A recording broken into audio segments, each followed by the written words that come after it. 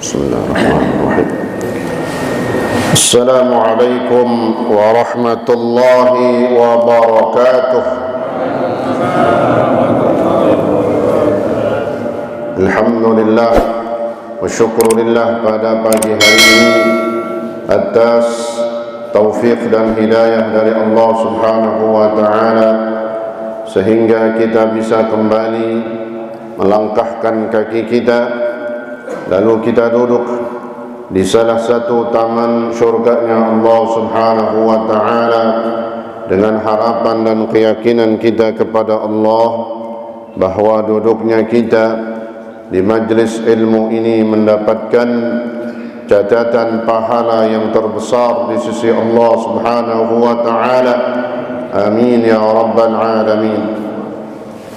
Mari kita lanjutkan pelajaran kita dalam kitab Risalatul Muawanah lil Habib Abdullah bin Alwi Al-Haddad rahimahullah.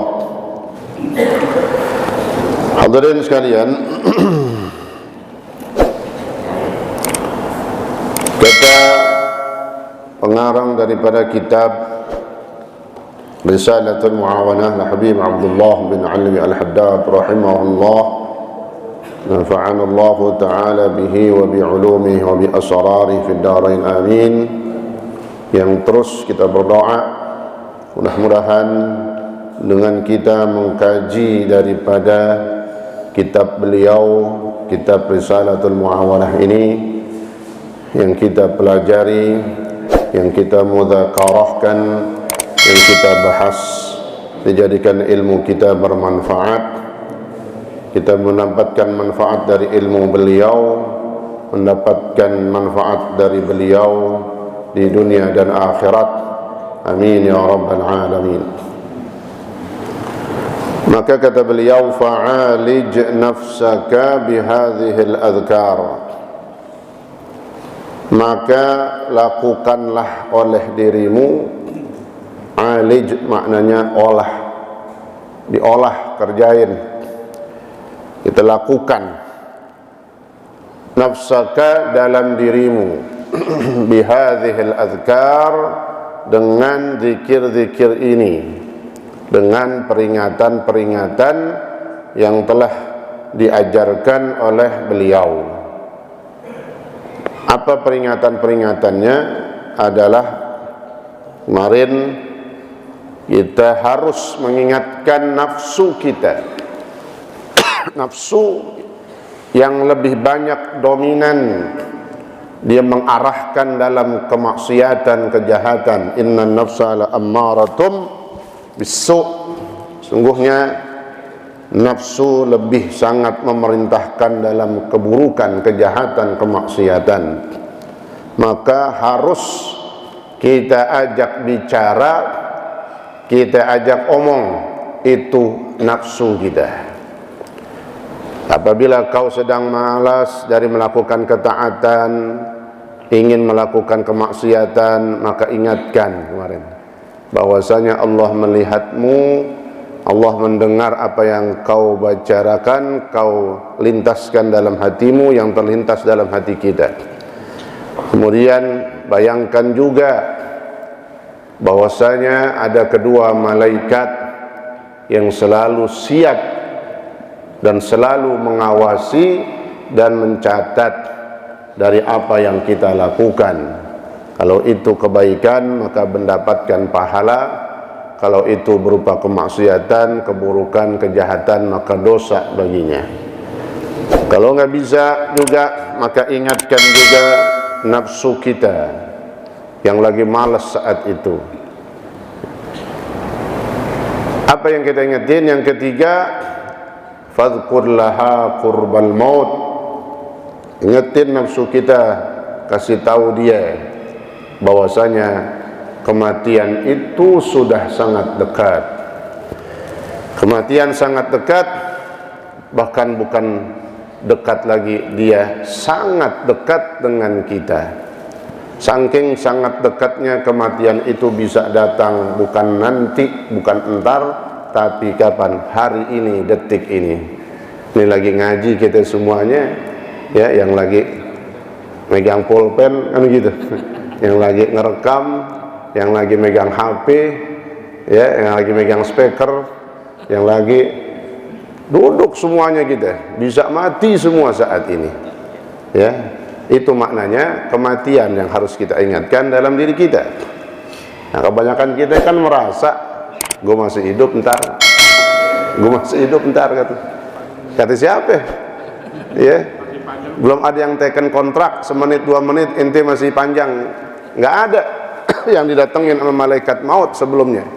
Inilah, ya, tapi itulah kadang manusia cintanya kepada dunia menutup dari rasa ingatnya terhadap kematian.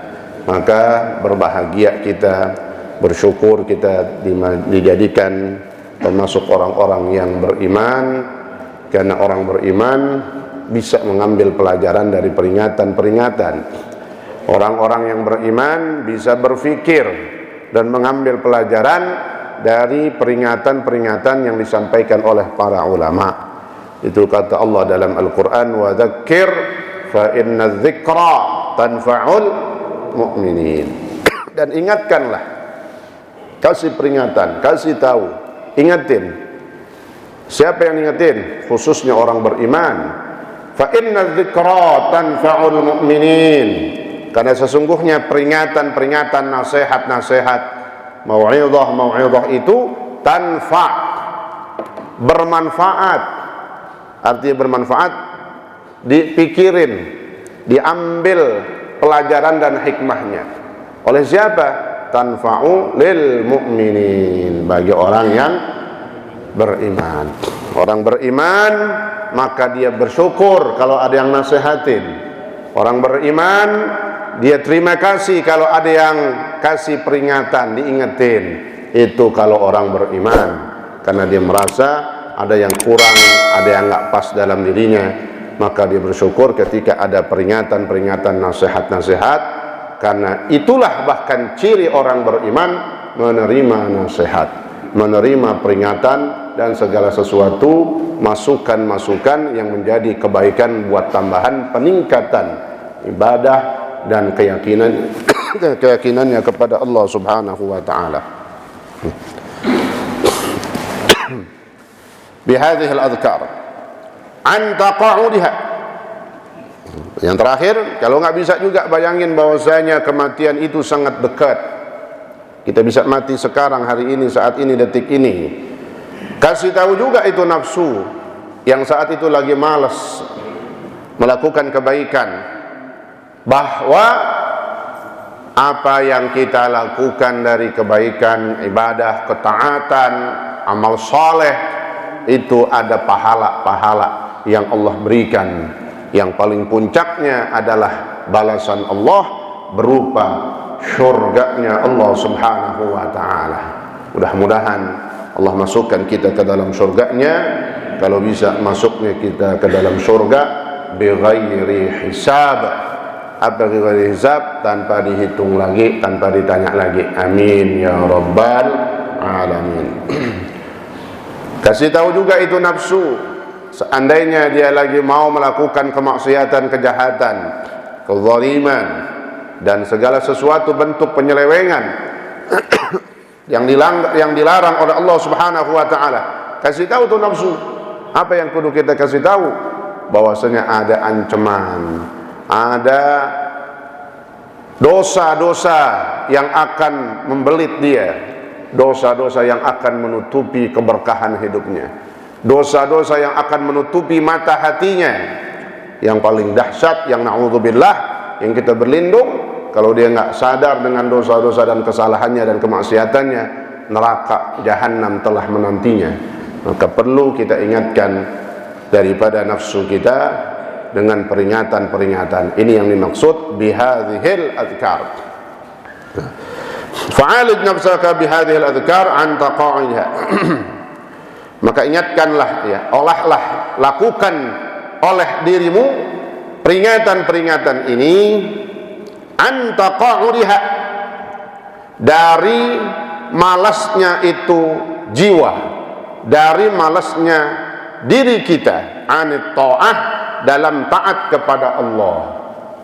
wa rukuniha ilal ma'siyah, dan justru sebaliknya, lagi malas, lagi nggak mau maksiat, lagi nggak mau ibadah, lagi condong dalam kemaksiatan. Fa innaha minal adwiyatin nafi'ah li amradil qulub. Karena sesungguhnya peringatan-peringatan inilah yang bisa menjadi obat-obat yang sangat berguna, obat yang sangat bermanfaat. Obat buat apaan? Penyakit. Ya, namanya obat buat penyakit. Likulli da'in dawa, setiap penyakit ada obatnya. Da'ukum adz-dzunub wa dawa'uhu al-istighfar. Sampai kata Nabi dalam hadis, da'ukum adz-dzunub, penyakit-penyakit kalian itu dosa. Penyakit kita dosa mulu. Mata kita dosa, hati kita dosa, tangan kita berdosa, semua. Kata Nabi, da'ukum adz-dzunub, kita punya penyakit semua, nggak ada yang lari dari penyakit ini, yaitu penyakit dosa. Karena manusia punya nafsu, punya sesuatu yang menjadi syahwat. Apa syahwat? Keinginan. Wa dawa'uhu al-istighfar. Tapi kata Nabi, jangan berkecil hati, jangan takut. Penyakit yang kalian punya ada obatnya.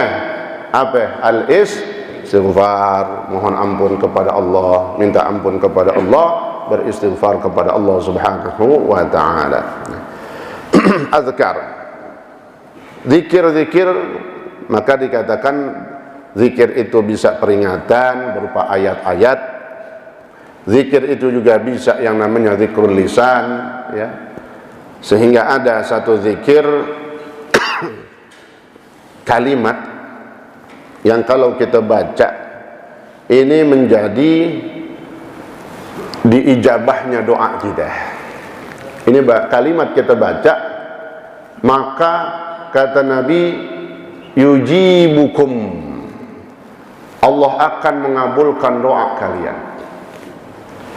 Kalimatnya pendek, cuman 4 huruf.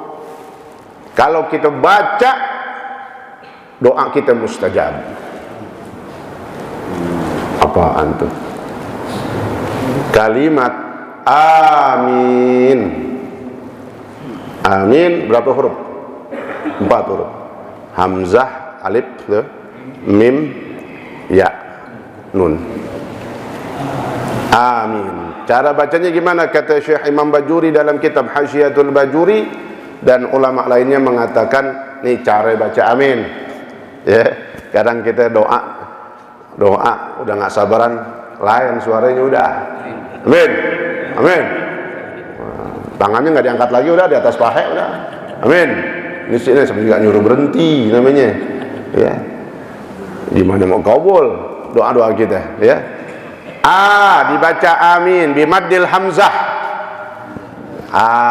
Ya. Kemudian mim bisa ketemu mim bitakhfif. Apa takhfif?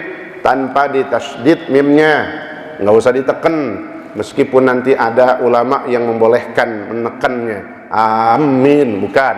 Tapi yang paling bagus, yang paling fasih, afsah adalah bitakhfif. Takhfif itu tidak ditasydid.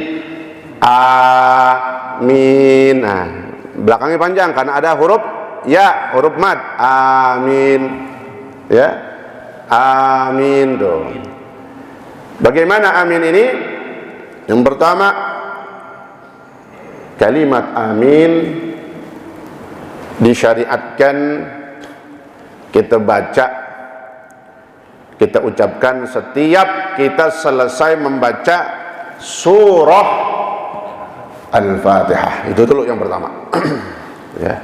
Setiap membaca surah Al-Fatihah, maka di akhirnya kita ucapkan, dan Nabi mengajarkan hadis sahih, fa idza qala al-imam ghairil maghdubi alaihim waladdallin faqulu amin.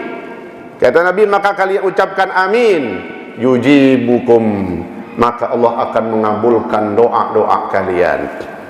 Jadi yang pertama, amin bahasanya meskipun itu sunnah harus semestinya dibaca setelah selesai membaca surah Al-Fatihah, baik di dalam sholat ataupun di luar sholat. Di sholat, ya dalam sholat tuh, dalam setiap kita baca Fatihah, amin, khususnya itu dulu dalam sholat, ya. Makanya kalau kita sholat berjamaah, kita ucapkan amin, sehingga disebutkan dalam fikih, ucapkan kalimat amin wa yajharu bihi, dan kencengin suara aminnya. Kita jadi makmum di belakangnya imam, dengar bacaan imam dalam surah Al-Fatihah, siratal ladzina an'amta 'alaihim ghairil maghdubi 'alaihim waladdallin. Amin. Amin, ya. Di dalam Fatihah, ya, maka yang pertama setiap kita selesai baca surah Al-Fatihah, khususnya dalam sholat, kita wajib atau istilahnya sangat dianjurkan membaca amin. Kenapa? Amin inilah, kalimat amin yang pertama, amin ini punya makna. Banyak pendapat ulama yang mengartikan amin. Ada yang mengatakan amin ismun min asma'ihi ta'ala. Amin, kenapa pakainya amin? Karena amin adalah satu nama dari nama Allah yang mulia. Tapi yang paling, ya benar pendapat itu, tapi yang dimaksud amin, dia punya makna. Amin itu artinya isim fi'il bimakna istajib ya Allah. Jadi amin itu apa maknanya? Istajib ya Allah. Istajib ya Allah. Apa istajib ya Allah? Kabulkan ya Allah. Kabulkan ya Allah. Ya. Itu makna amin. Istajib ya Allah. Kabulkan ya Allah. Nih. Maka kata Nabi, ya, yang dengan hadis ini dirumuskan sama ulama fikih, kalau kita dalam sholat berjamaah dengar bacaan imam, maka aminnya kenceng. Kalau dalam sholat jahriyah, sholat yang kenceng. Kapan sholat kenceng? Subuh, maghrib, isya. Maghrib juga 2 rakaat pertamanya, isya juga 2 rakaat pertamanya. Ketika kita mendengar imam membaca Fatihah, maka kita ucapkan amin, ya. Jadi jangan diem aja, jangan dalam hati baca saat nggak kedengeran gitu. Disuruhnya kalau sholat jahar wa yajharu bihi, ya kencengin. Itu sholat kenceng, emang kita dengar Fatihah, imam baca Fatihah kenceng, ya. Jadi itu yang makanya kata Nabi dalam hadis, ma hasadatkumul yahud mitlama, katanya, tidaklah orang-orang Yahudi dan orang-orang Nasrani itu benci kepada kalian. Ada yang nggak disuka sama orang Yahudi. Apa yang itu? Ada 3 kata Nabi. Satu diantaranya qaulukum amin khalfal imam. Kalian mengucapkan amin, amin di belakang imam. Itu yang paling ditakutkan sama orang Yahudi, sama Zionis Israel. Makanya kalau Israel Yahudi ngelihat kita sholat berjamaah orangnya banyak, aminnya kagak. Nah, kata orang Yahudi nih tengek semua nih, tahu tengek? Cemen semua nih, banyak doang. Ucapkan kalimat amin. Itu yang paling mereka takutkan tuh. Ya, makanya dalam sholat jahar. Ya, tapi alhamdulillah ya, jaga karsa itu dalam setiap kita menjadi imam, kita lihat aminnya itu kita kencang. Tapi ingat bacanya tadi, ya jangan kayak ngambek. Ya udah gue baca amin dah gitu. Lo kayak dah sih, pakai dah kan kepaksa namanya itu. Ya. Oke lah, amin. Lu tarik aja belakang lu bayangin jam begini. Ya. Bacanya dengan makna. Karena kita tahu artinya apa tadi?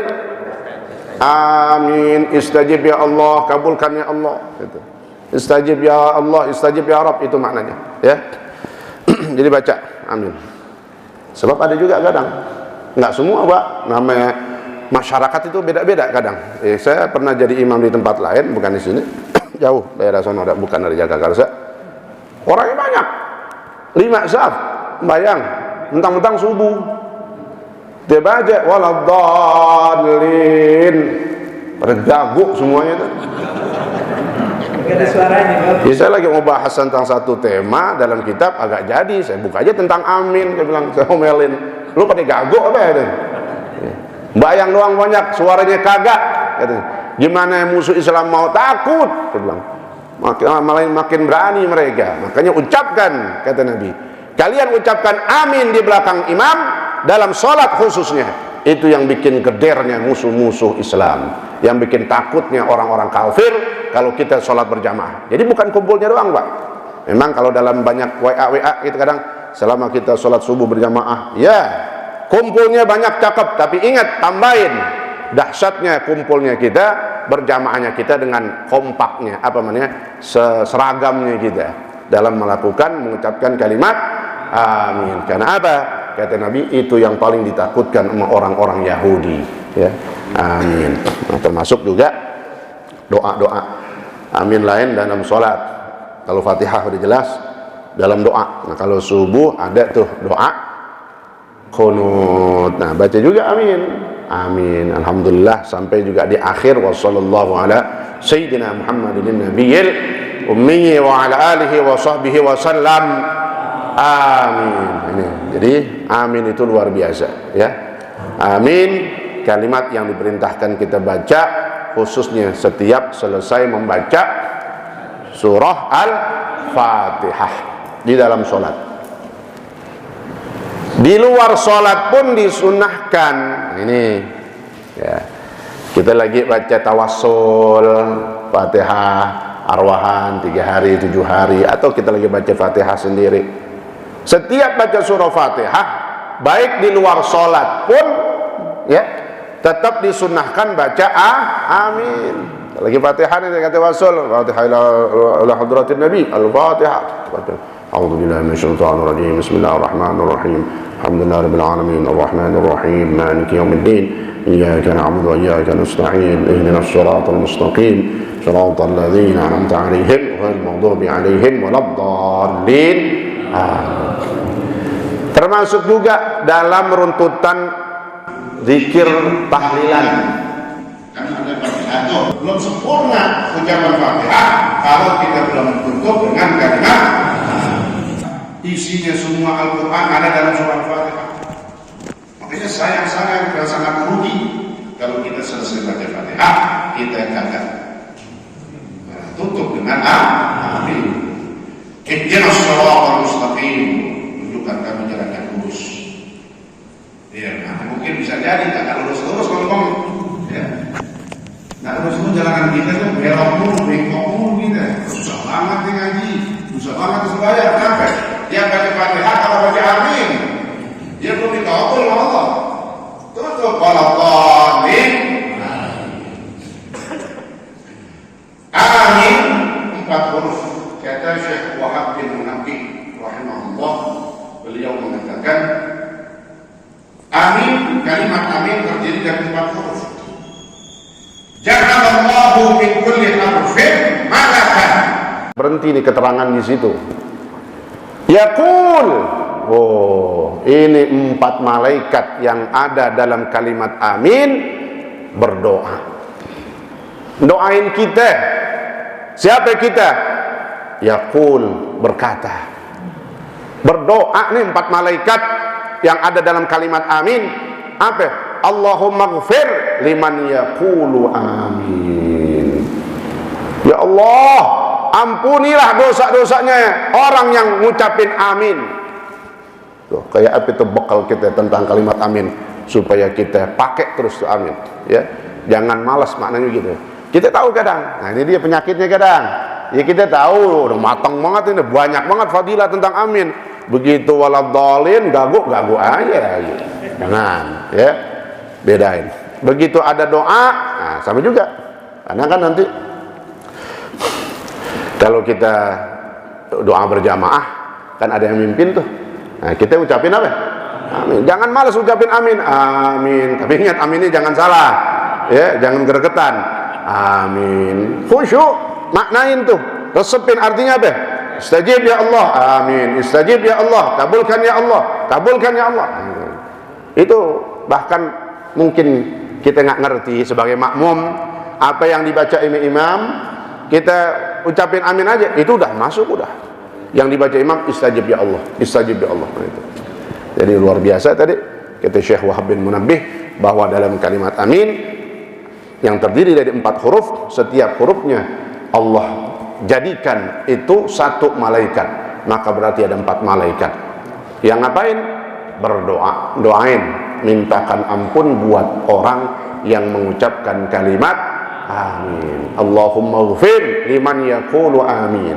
Ya Allah, ampunilah dosa-dosanya orang yang mengucapkan amin, baik amin setelah Fatihah atau amin dalam doa-doa. Itu bukan amin habis Fatihah doang, pokoknya amin dalam habis doanya, habis Fatihah itu. Karena amin kan dibaca tadi untuk ya menjawab atau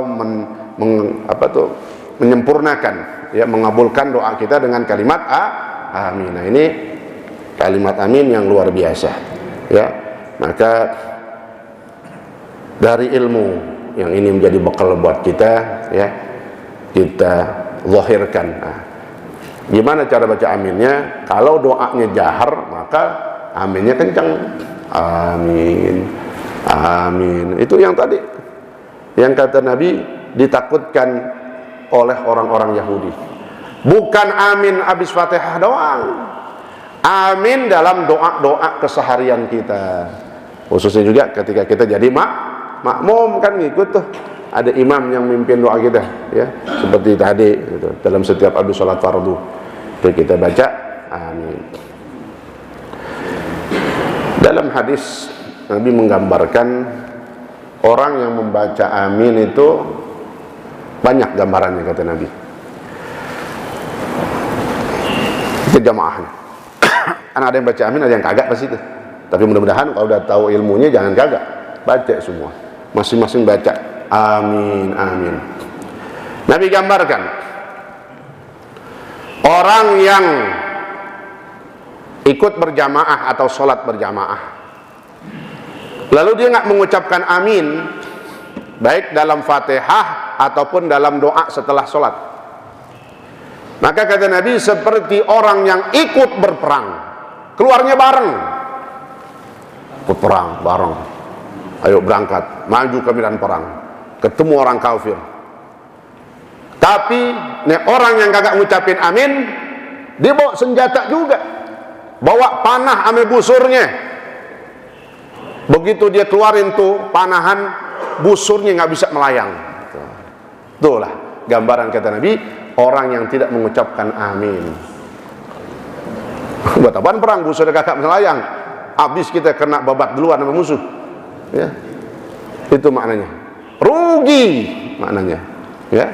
Jadi gambaran perumpamaan orang yang tidak mengucapkan amin dalam doanya, dalam Fatihahnya, apalagi dalam berjamaahnya, itu seperti orang yang ikut medan perang, sama-sama maju pakai baju perang, bawa persenjataan, tapi begitu orang pada bisa melesatkan busur anak panahnya, dia kagak melayang, kagak keluar tuh, bantet gitu istilahnya kalau petasan, bantet, nggak melesat, nggak bisa terbang, itu apa? Rugi.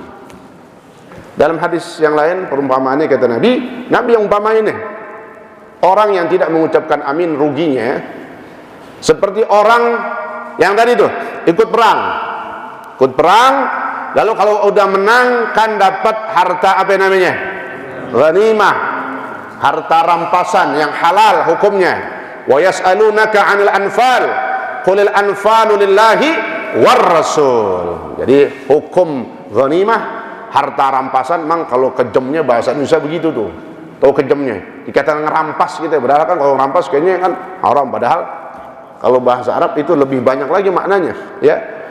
Jadi halal hukumnya, ya, karena wa yas'alunaka 'anil anfal, mereka bertanya kepadamu ya wahai Muhammad, bagaimana hukumnya al-anfal, ayil ghanimah, harta rampasan.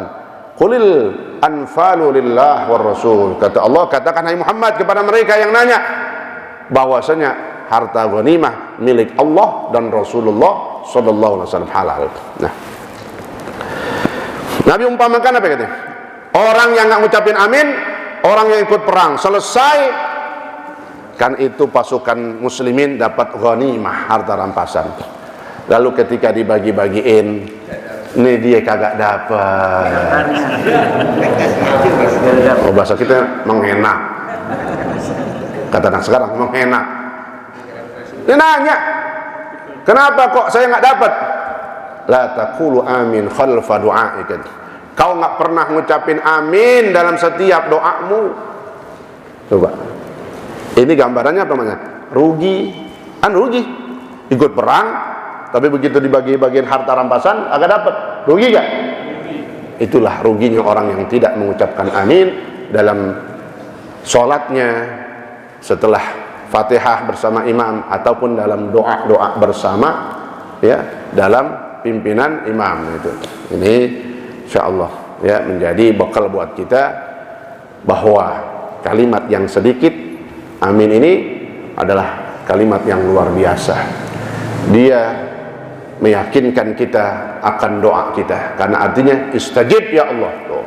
Orang kalau tahu ingatin nih penjelasan amin. Istajib ya Allah, itu maknanya. Jadi kalau dia lagi doa nggak bakal nggak ngucapin amin, amin, amin. Nah, itu. Kemudian selain memantapkan doa kita dengan diijabah sama Allah, sebagaimana juga kata Nabi, qulu amin yujibukum. Kata Nabi, ucapkan oleh kalian kalimat amin yujibukum, maka akan dijabah sama Allah Subhanahu wa taala. Kemudian apa lagi? Kalimat amin adalah juga sebagai penghapus dosa kita. Dari mana dihapus dosa kita? Dimintain amin siapa tadi? 4 malaikat yang ada dalam 4 huruf kalimat amin. Amin apa lagi kesimpulannya nih? Kalimat yang paling ditakutin sama orang-orang Yahudi.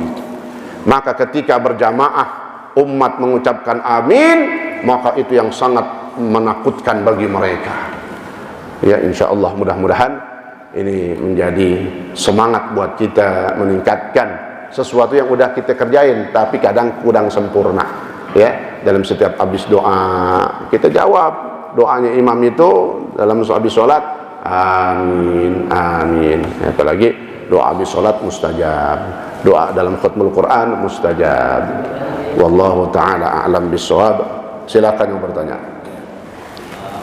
Kalau misalkan dalam bacaan itu kurang rapi bagaimana gitu? Gimana? Kurang rapi ya, panjangkan yang salah gitu. Bagaimana kita mengaminkannya karena katanya belum gitu. Dalam sholat misalnya gitu ya, khususnya. Ya. Yang pertama, ya, maka bagi imam, jadi saya arahin, imam itu harus memenuhi syarat. Yang pertama, syarat-syarat imam itu adalah al-aqra wal afqah. Beda pendapat antara Imam Hanafi sama Imam Malik, Imam Syafi'i.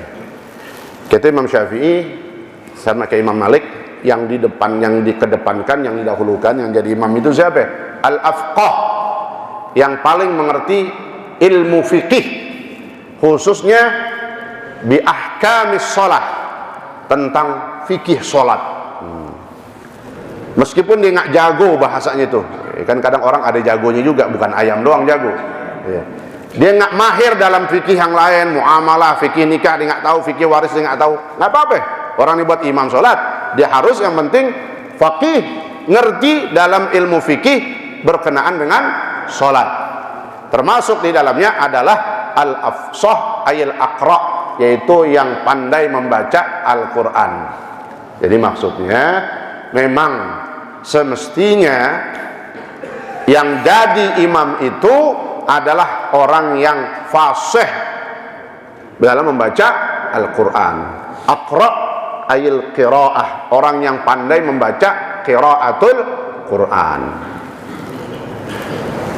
Juga sekaligus sampai tadi ahli di dalam ilmu sholat, khususnya dalam ilmu fikihnya. Kalau kita melihat runtutannya itu, kalau misalnya ada dua orang sama bisa baca Qurannya jago, ya fasih, kemudian ahli fikih sama, dilihat siapa yang tinggal duluan di kampung itu. Sampai pindahnya bareng. Emang CS-nya nih sama-sama orang alim dua-duanya, pindahnya bareng. Bisa begitu tuh pindah bareng. Ini namanya janjian, kan gitu. Apa lagi? Cari di antara dua ini yang tadi bareng yang lebih tuaan. Tuaan, biar kata tuaan sehari nggak apa-apa, maju ada. Dalam pembahasan di sini saya mau sampaikan, ya, nggak dilihat mana yang udah kawin kagak. Kadang ada yang bertanya begitu, Zat, ngapain? Itu seorang imam, emang fasih dia, jago fikihnya, bisa ngerti maknanya, tapi belum kawin, belakangan nggak apa-apa udah. Artinya menikah, mutazawwid, orang yang sudah menikah nggak jadi syarat pertama, dia kesekian kalinya belakangan. Kalau memang ada orang yang akra, afsah, maju, belum kawin, nggak apa-apa. Kenapa? Syarat kawin itu atau kesunahan kawin, keafdolan kawin kapan? Belakangan. Ada juga yang bahas, tapi belakangan, bukan di awal. Ada orang nanya, tuh belum nikah, nggak masalah. Kalau dia bisa baca Qur'annya, fasih, dan juga suruh belajar fikihnya kalau belum bisa, ya maju ke depan. Belum kawin, belakangan. Bujangan misalnya, belakangan. Seandainya dibahas juga, udah kawin semuanya, ada ya katanya, yang bininya,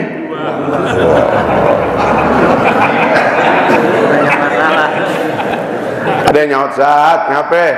Bininya dua berantem mulu, bisa-bisa dia lagi sembahyang dimikirin bini yang no katanya.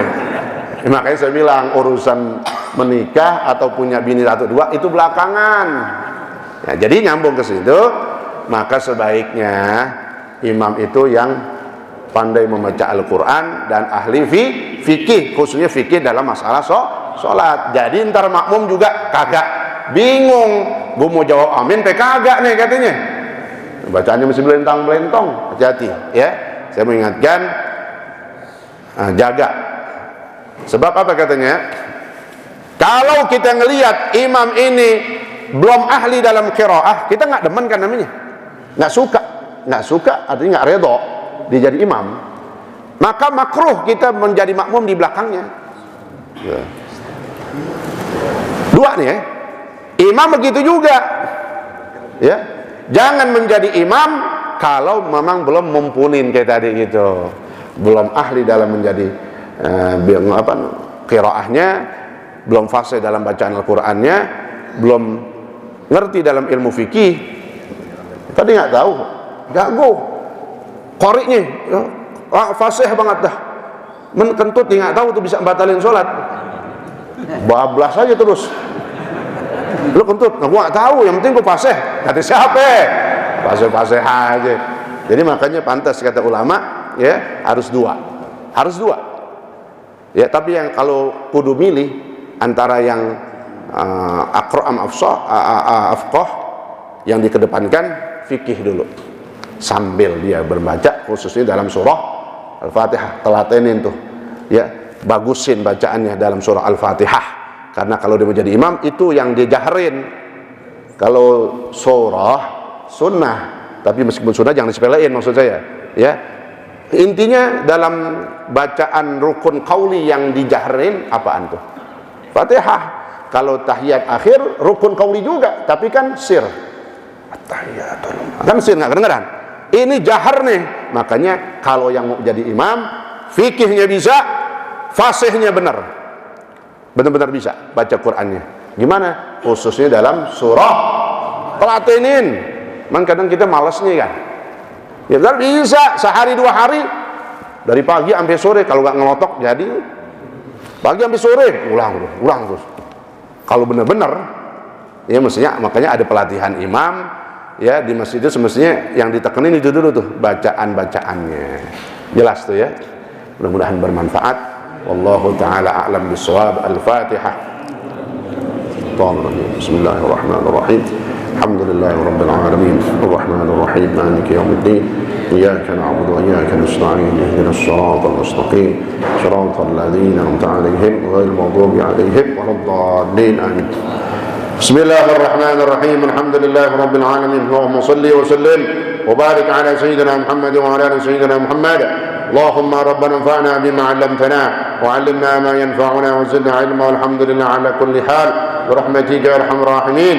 اللهم اغننا بالعلم وزينا بالحلم واكرمنا بالتقوى وجملنا بالعافيه برحمتك يا ارحم الراحمين.